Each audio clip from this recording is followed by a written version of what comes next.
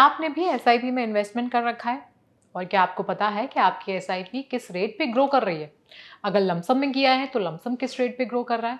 क्या आपको पता है कि आपने जिस म्यूचुअल फंड में इन्वेस्ट किया हुआ है उसके फंड मैनेजर कौन है? और क्या आप जानते हैं कि उसने पिछले सालों में कितना रिटर्न दिया है? अगर नहीं तो ये पूरा वीडियो आपके लिए है।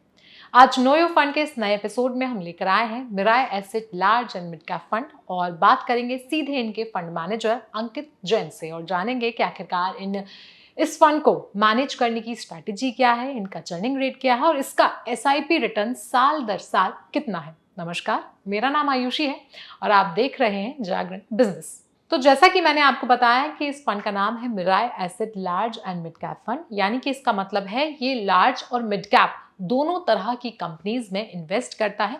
इसका मेन फोकस है लॉन्ग टर्म में इन्वेस्टर्स की वेल्थ को अप्रिशिएट करना, साथ ही साथ ये शेयर बाजार में 250 टॉप कंपनियों में इन्वेस्ट करके ही अपनी वेल्थ को ग्रो करता है। उसके बाद अगर हम बात नंबर्स की करें तो इसका AUM यानी कि असेट अंडर मैनेजमेंट है 42,792 करोड़। वहीं आज जब हम ये वीडियो रिकॉर्ड कर रहे हैं तो उस वक्त इसका NAV है 150.69 रुपीज। और तो और अगर आपको इसमें लमसम इन्वेस्ट करना है तो आप 5,000 रुपए की शुरुआती रकम से इसमें इन्वेस्ट कर सकते हैं। अब बात करते हैं इसके CAGR परफॉर्मेंस की। इसका यहाँ पर बेंचमार्क है, अगर एक साल की बात करें तो इसका बेंचमार्क 2.78% है, जहां पर इसने आउट परफॉर्म किया यानी कि ओवर परफॉर्म किया है और इसका फंड का CAGR है 3.42%। लेकिन जब बात 3 और 5 साल की आती है तो यहाँ पर थोड़ा ये अंडर परफॉर्म करता हुआ नजर आ रहा है, जहां पर इसका बेंचमार्क 16+ % है। वहीं इसने 14.93% का CAGR दिया है। वहीं 5 सालों के लिए इसका बेंचमार्क 14.89% है, लेकिन इसका जो एक्चुअल CAGR है वो 12.20% है। लेकिन अगर 16 सालों की बात करें यानी कि 2010 में इस फंड की शुरुआत हुई थी और तब से यानी कि इंसेप्शन से इसकी शुरुआत करें तो इसका बेंचमार्क 13.69% है, लेकिन यहां पर काफी ज्यादा ये अच्छा परफॉर्म करता हुआ नजर आ रहा है और इसका सिंस इंसेप्शन CAGR है 18.60%। अब इसके टॉप सेक्टर्स की बात कर लेते हैं। सबसे ज्यादा इसने इन्वेस्ट बैंकिंग में किया है 20.06%, उसके बाद फार्मा 8.37%, रिटेलिंग 5.15% और ऐसे ऐसे करते यहाँ पर इसने टेलीकॉम सर्विसेज में 4.22% के होल्डिंग्स ले रखी हैं। वहीं अगर इसके टॉप स्टॉक्स की बात की जाए तो इसके पास HDFC बैंक लिमिटेड जिसमें इसने 6.34% का एलोकेशन ले रखा है, उसके बाद है ICICI bank, state bank, Laurus labs और एक्सिस बैंक, यानी कि सबसे ज्यादा इस पोर्टफोलियो में बैंकिंग सेक्टर में होल्डिंग दिखाई दे रही है। अब बात करते हैं एसआईपी रिटर्न की। तो देखिए यहाँ पर एक साल में इसने कम रिटर्न दिया है, इसलिए 1,20,000 रुपए 1,20,175 रुपए हो रहा है अगर आप 10,000 रुपए मंथली इसमें एसआईपी करते हैं। वहीं 3 सालों में 10,000 की मंथली एसआईपी से आपका जो टोटल रिटर्न होगा वो होगा 4,01,607 रुपए। 5 सालों के लिए ये होगा 7,85,000 लगभग 90 रुपए। और तो और सिंस इंसेप्शन यानी कि जब से इस फंड की शुरुआत हुई है 2010 से, तब से इसने अच्छा खासा 18% का रिटर्न दिया है और 19 लाख के यहाँ पर 96,90,330 रुपए हो गए। वहीं अब इनके फंड मैनेजर्स की बात कर लेते हैं। तो इस फंड को यानी कि Mirae asset large and mid cap fund को 2 फंड मैनेजर्स संभालते हैं, जिनका नाम है श्री नीलेश सुराना और दूसरे हैं श्री अंकित जैन, जिनके साथ आज हम बातचीत भी करने वाले हैं। और तो और हम इनसे जानेंगे कि आखिरकार इनकी सारी फंड को मैनेज करने की स्ट्रैटेजीज क्या है। तो हमारे साथ मौजूद हैं Mirae asset large and mid cap fund के fund manager mister Ankit Jain. Sir, बहुत बहुत स्वागत है आपका। मेरा सबसे पहला सवाल आपसे यही है कि आपके फंड की साइज काफी ज्यादा बड़ी है, 42,000 करोड़ रुपए से ज्यादा इसका AUM है। तो इतने बड़े फंड को संभालने के लिए कितनी मेहनत लगती है, साथ ही साथ आप इतने बड़े फंड को कैसे संभालते हैं, इसके पीछे क्या स्ट्रैटेजी है? नो सो देखिए, जहाँ तक फंड साइज का सवाल है, यस, एक बड़े साइज के थोड़े अपने चैलेंजेस होते हैं इन terms of execution, right, given market liquidity, volumes. जो आपको कोई भी स्टॉक पे यदि डिजायर्ड क्वांटिटी आपको खरीदना है तो जनरली वो अक्यूमुलेट करने में कई बार तकलीफ होती है, मोर सो यदि वो स्टॉक मिड कैप और स्मॉल कैप सेगमेंट में है, क्योंकि वहाँ पर लिक्विडिटी थोड़ा कम रहता है। बट यदि सवाल आपने पूछा कि in terms of portfolio strategy और एग्जीक्यूशन, जनरली इन्वेस्टमेंट फिलोसॉफी चाहे फंड छोटा हो बड़ा हो, stock selection process almost same ही रहता है, विच इज़ अबाउट कि जनरली आप अच्छे ग्रोथ ओरिएंटेड बिजनेसेस आप एक अच्छे वैल्यूएशंस पर आप पिक करें, ओवर पे ना करें to basically pick some of those stocks and then try to hold it over a longer period of time as the story unfold. एक और चेंजेस में भी हो सकता है कि बड़े फंड के अंदर जनरली थोड़ा सा diversification strategy do hmm. Help across the sector, तो maybe these might be थोड़े से चेंजेस आप मान लीजिए versus maybe some of the other fund which you do manage maybe generally जो थोड़े छोटे साइज के हों. So maybe these are like one or two changes. Apart from that, I think stock selection criteria remains more or less same. ठीक है, आपने stock selection की बात पहले कर ली, मेरा अगला सवाल भी स्टॉक सिलेक्शन के ऊपर था। क्या आप इसके बारे में थोड़ा-सा और ज़्यादा जानकारी हमें दे पाएँगे? स्टॉक सिलेक्शन के लिए आप क्या कोई फ़ॉर्मूला यूज़ करते हैं या फिर कौन-सा हिडन सीक्रेट है जिसकी वजह से आप इतना बड़ा फंड मैनेज कर पा रहे हैं? और तो और कैसे आप तय करते हैं कि जिस भी स्टॉक में आप निवेश करने की सोच रहे हैं या इन्वेस्ट करना चाहते हैं, वो आपको आगे चलकर अच्छा रिटर्न देगा? देखिए, स्टॉक सिलेक्शन के 3 की क्राइटेरिया हैं जनरली. एक तो about business selection, right? Because कोई भी स्टॉक आप खरीद रहे हैं, आप you are owning that business, right, as a basically minority share holder.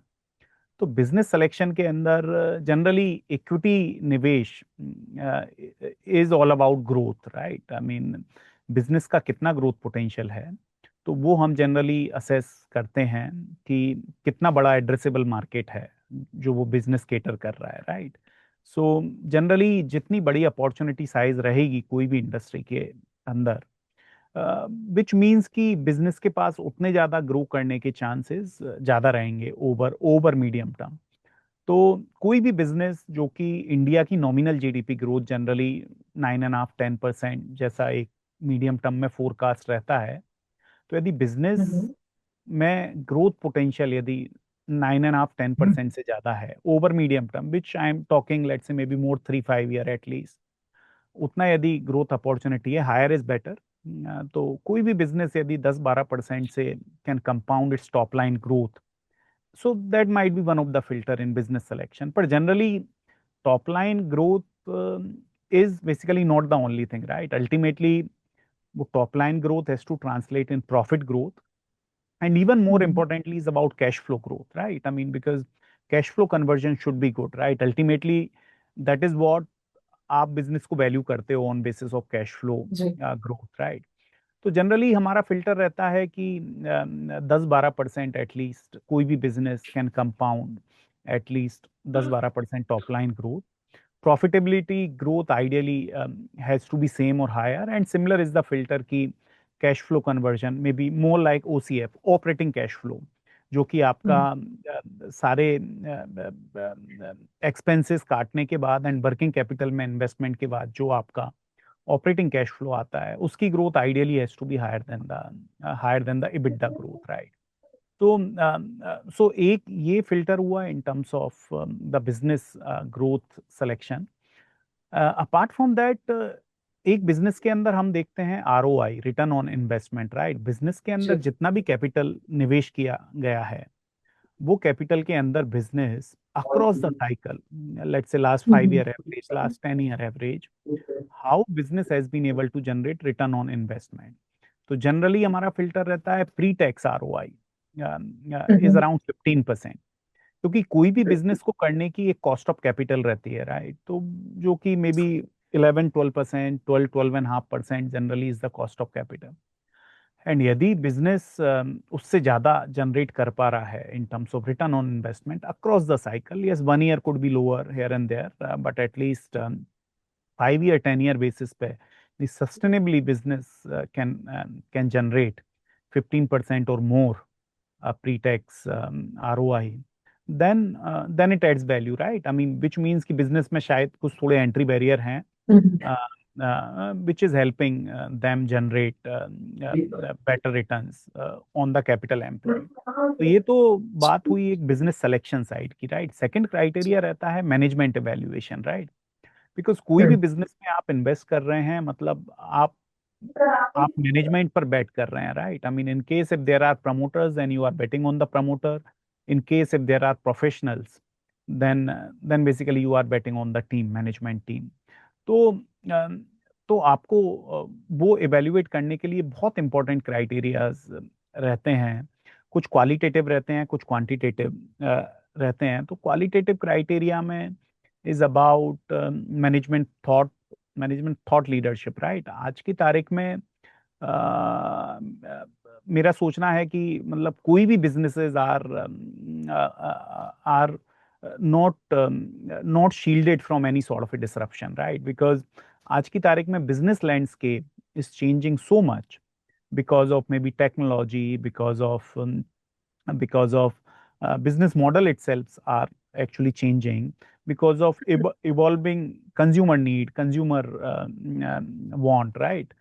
तो उसकी वजह से कहीं ना कहीं आपका आपका आपका जो लेवल प्लेइंग फील्ड है, that is shifting very very rapidly. तो जनरली आप मैनेजमेंट पर जब आप बैठ ले रहे हैं, तो you have to make sure कि management thought leadership is very very strong. Management जी। is is very very agile, adaptable, trying to invest ahead of time, correct. uh, uh, which can help them actually sustain and maybe improve onto onto their actually market positioning. तो I think एक वो कहीं ना कहीं that evaluation has to go in. कुछ इसका part रहता है कि शायद क्वालिटेटिव हो, but then there are also quantitative factor कि हिस्टोरिकली कंपनी ने कैसे किया है, historically market share track record कैसा है, हिस्टोरिकल प्रॉफिटेबिलिटी कैसा है, and then you try to do lot of checks also in terms of कहीं एंगेज करो आप स्टेक होल्डर से जो कि कंपनी से कहीं ना कहीं डायरेक्टली जुड़े हुए हैं। Try to understand more company practices, company way of actually doing business, जो कि एक थोड़ा सॉफ्टवेयर एस्पेक्ट्स चेक करने में also do help, right? Then obviously your board of director composition, then auditors, some of those helps us actually to find out red flags कि company में कोई red flag तो नहीं है, right? Because governance become very very important aspect of the management evaluation, right? Then finally it boils down on valuation, right? So valuation को तय करने के लिए भी आपको you have to understand business की मीडियम टर्म पोटेंशियल क्या है बिजनेस के अंदर, and how the cash flows can compound over medium term, and then उसको आप प्रेजेंट वैल्यू को डिस्काउंट करके you arrive at an valuation, right? तो तो ये जनरली तीन क्राइटेरिया हम hmm. We try to put into perspective generally जब भी कोई नया बिजनेस आप इवेल्युएट कर रहे हैं, and then you try to take an informed I mean sort of a decision, right? I mean, कुछ केसेस में तीनों क्राइटेरिया यदि फिट बैठते हैं तो nothing like it. in certain cases when let's say 2 out of 3 criteria is also getting satisfied, जी। then also you have to take some sort of a call। उसमें generally हम management और governance side पे we don't try to compromise, hmm. maybe can sometimes compromise on the valuation side कि आप 6 month 1 year ahead you might be paying for that sort of a business। So generally this is what typically the stock selection process is। Stock selection के दौरान इस fund का churning rate आप कैसे तय करते हैं, या इस फंड का चर्निंग रेट क्या है सर?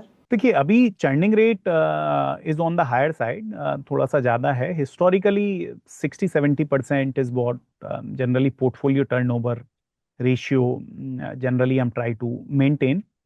अभी of late in last 1-2 year turnover ratio is actually on the higher side. So 2-3 reason है generally turnover. I mean, turnover is an output, जी। बट जनरली 2-3 चीजें हैं कि व्हेन लेट्स से एक तो थोड़ा सा आप portfolio if you try to rationalise, right?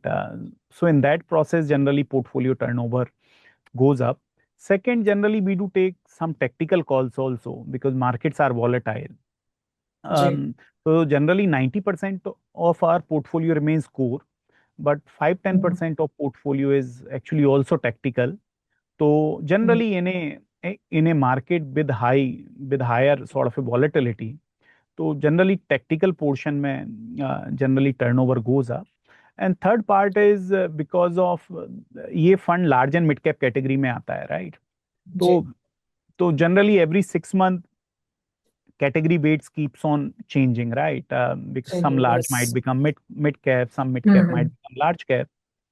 तो पोर्टफोलियो को भी रीबैलेंस जनरली कई बार करना पड़ता है, बिकॉज मिनिमम आपको 35% you have to maintain in actually both the segment large and mid cap.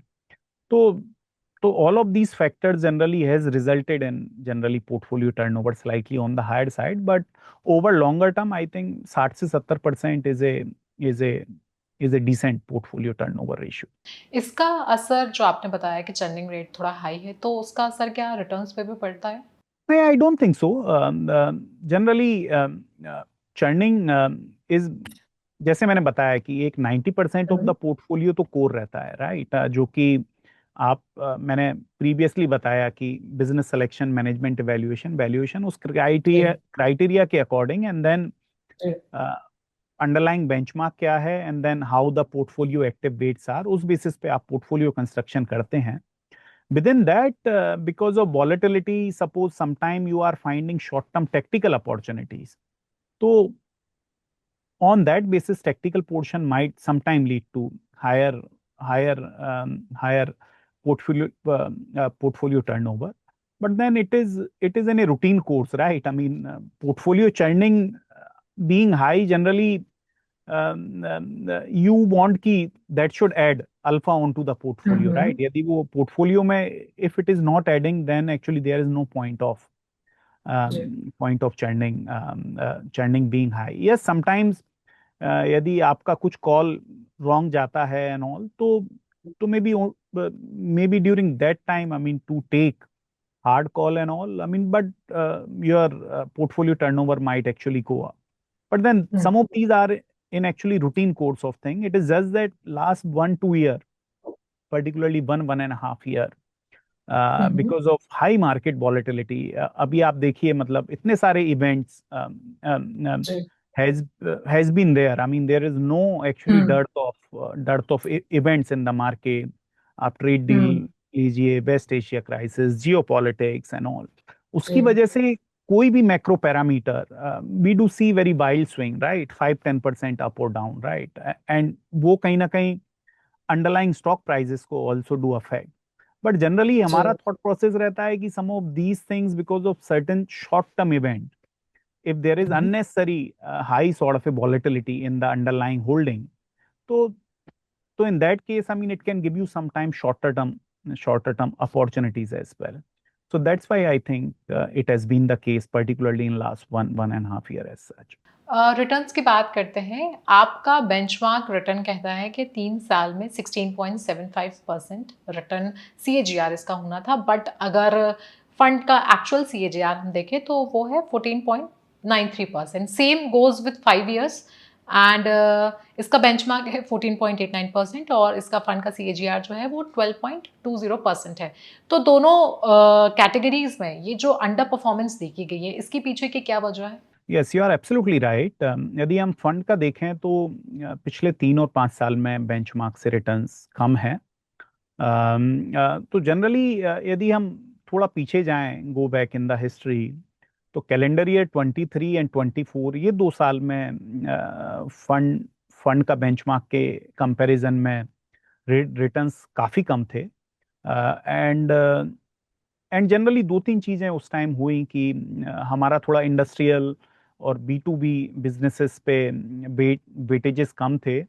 And after Covid generally हमने देखा कि जैसे government spending towards capex and all has gone up. Some of those sector has done well. Apart from that, हमारा portfolio positioning थोड़ा सा quality B2C oriented position ज़्यादा था.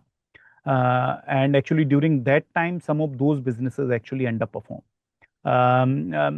So I think उसकी वजह से कहीं ना कहीं अभी आपको 3-5 साल में भी अंडर परफॉर्मेंस दिख रहा है versus the benchmark. But I think if you compare, let's say, versus last 1.5 year, we have made a very good comeback because even for since inception, it's very good. Sorry. Since Inception इसका CAGR काफी अच्छा है। Yeah, Inception, obviously, I mean, it has the fund given 16-year history. It has a very strong Right. track um, uh, track record. And even in last 1.5 year, as some of our calls and all has started working well, चाहे वो pharmaceutical के अंदर कुछ CRO CDMO नाम हो या many of the new age businesses might be there. Because generally हमारा underlying philosophy रहता है कि एक अच्छे स्ट्रॉन्ग बिजनेसेस के अंदर इन्वेस्ट करो, चाहे नियर टर्म में may be the earnings growth and all might take time to for thesis to play out, but when you are very certain, very confident about वो बिजनेस के growth potential का over medium term, so then ultimately market do mean revert, right? So yeah, I mean that is how it is. Top holdings की बात करें तो यहाँ पर banking sector में सबसे ज़्यादा 20% आपकी होल्डिंग्स हैं। तो बैंकिंग में इतना ज़्यादा इन्वेस्ट करने के पीछे कोई खास वजह है? देखिए, first of all banking sector is pretty much link to India story, right? यदि इंडिया में ग्रोथ रहेगा तो banking is directly corelated to Indian economy growth, right? So जैसे कि यदि इंडिया इकोनॉमी की बात करें तो I think macro parameter wise it is looking very very good at at this point in time. Clearly, some of these volatility, external volatility remains. Geopolitics हुआ या crude oil price हुआ, वो सब एक मॉनिटरेबल है, बट उसके बावजूद भी यदि हम देखें तो ये साल भी गवर्नमेंट का फोरकास्ट है, RBI का फोरकास्ट है is like 6.7% GDP growth, which is a very very healthy number, more so in comparison to globally. आप कोई भी इकोनॉमी से if you try to compare किसी भी इकोनॉमी से, आई थिंक तो एक I think because generally countries macros are actually very very good, and उसकी वजह से I think banking sector also should do very very well. Also in between यदि आप देखेंगे पिछले 1-1.5 साल के अंदर काफी सारे measures has been undertaken from the regulator RBI point of view to which has helped in actually credit growth improving in significantly. यदि आप बात करें सितंबर 2025, सॉरी सितंबर 2024, 2024, उस टाइम इकोनॉमी में थोड़ा ग्रोथ स्लो डाउन का फेज था, एंड उस time credit growth actually has slowed down to as low as 11-12%।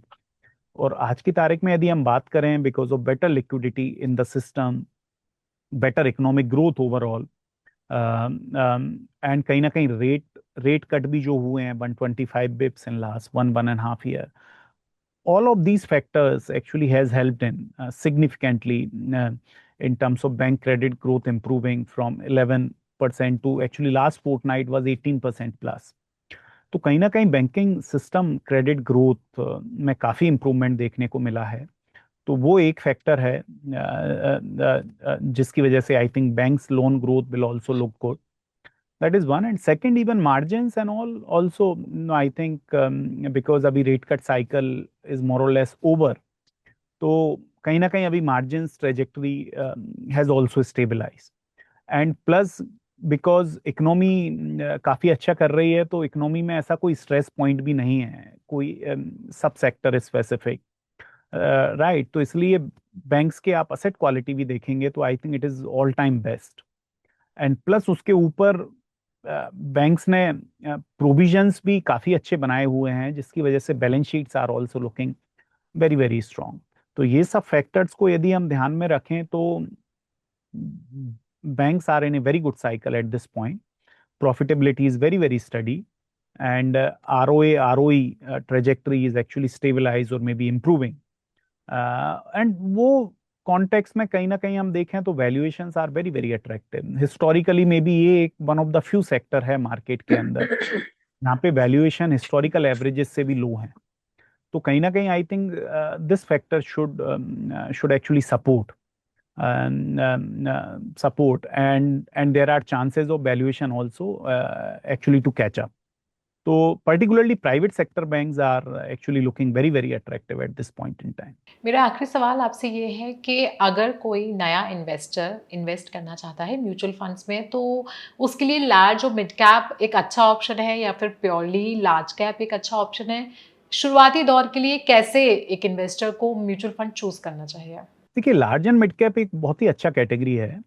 Even for a new investor actually it do make a lot of sense, because इसके अंदर generally may be half the portion is large cap, almost 48-50% large cap, जो कि एक generally stable study lower risk segment जिसको हम बोलते हैं, जहाँ पे long term earning compounder potential could be let's say 11-12%.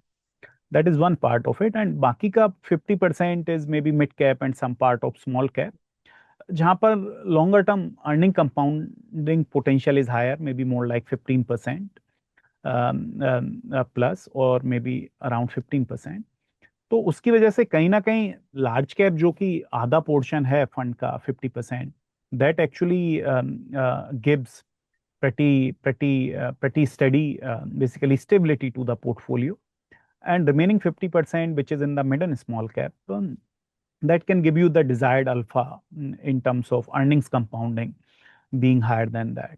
तो I think from risk adjusted return point of view ये एक बहुत ही अच्छा stable category है, and even actually it suits very well to the first time investor also. Sir बहुत बहुत धन्यवाद आपका हमारे साथ जुड़ने के लिए. Thank you. तो Mirae asset large and mid cap fund के बारे में ये पूरी जानकारी आपको कैसी लगी, आप प्लीज़ हमें कमेंट सेक्शन में ज़रूर बताएं. साथ ही साथ आप हमें उस फंड का नाम भी बताएं जिसके बारे में आप अगले एपिसोड में हमसे जानना चाहते हैं. ऐसे ही तमाम खबरों और शोज़ के लिए देखते रहें जागरण बिजनेस.